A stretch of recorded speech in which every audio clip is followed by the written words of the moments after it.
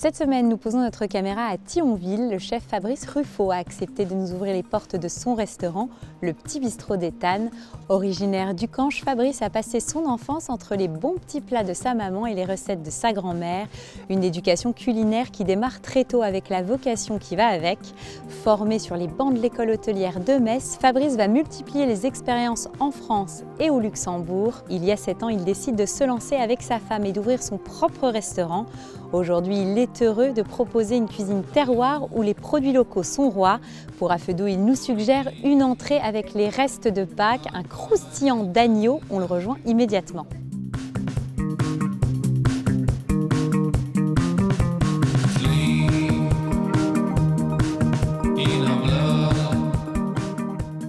Toute la semaine, c'est Fabrice du Petit Bistrot d'Éthanne à Thionville qui nous ouvre les portes de sa cuisine. On commence donc avec la première recette de cette semaine.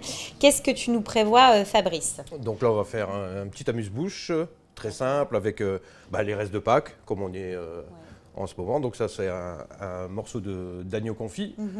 Et qu'on va rouler dans une feuille de brique. D'accord, tu vas le retravailler en tout cas et faire voilà. quoi? C'est un croustillant. Exactement, oui. Ok, bah vas-y, on commence par quoi? Dis-moi. Donc, on prend notre petit morceau d'agneau confit et on va le couper en tout petits dés en fait. Donc vraiment, le principe de ta recette, c'est récupérer tous les restes. Voilà, exactement. Et Après quoi. on peut largement le faire avec un reste de poule, un reste de bœuf. Mais il faut que ça soit confit, quoi. D'accord, une viande plutôt...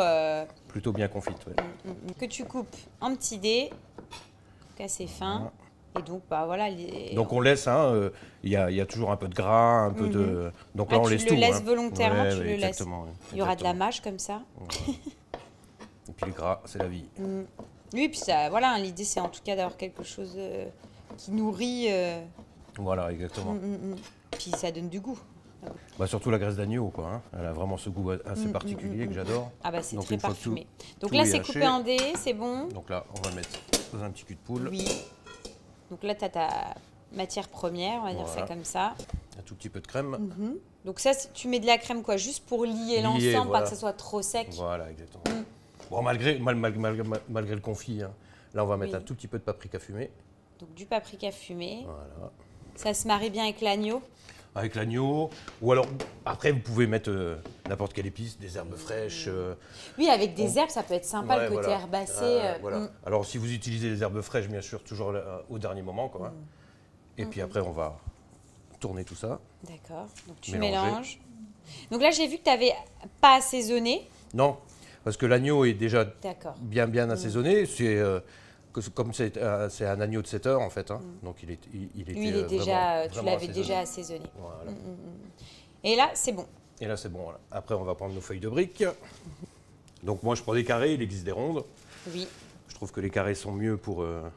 Parce que là tu vas le dresser comment? Voilà, ça va être juste. Au niveau de la forme, un samoussa, tu vas faire quoi? Non, on va juste les rouler en fait, vous allez voir. Donc là on va couper nos feuilles de briques en deux à peu près, quoi. Donc, tu les coupes. Voilà. Après, encore une fois, en deux. D'accord. Donc ça, on va faire 8 carrés. Ça suffira largement. Et après, le principe, en fait, hop. Donc on va prendre un petit peu de farce. Oui. On va mettre à cœur. Voilà. Et après, tu les prends. Tu refermes les deux côtés là. D'accord. Voilà. Et puis après, tu vas les rouler. Tu roules.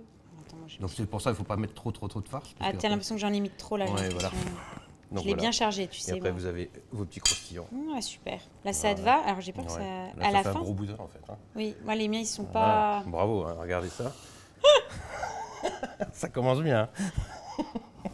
Donc là, après ça, on n'a plus qu'à les passer en cuisson, c'est ça? Ouais, voilà. Donc, on va les mettre sur une plaque. On n'a même pas besoin de mettre de graisse dessus. Hein. Et puis après, à 200 au four pendant... juste qui croustille, quoi. Donc, je dirais 5-6 minutes, pas plus. Quoi.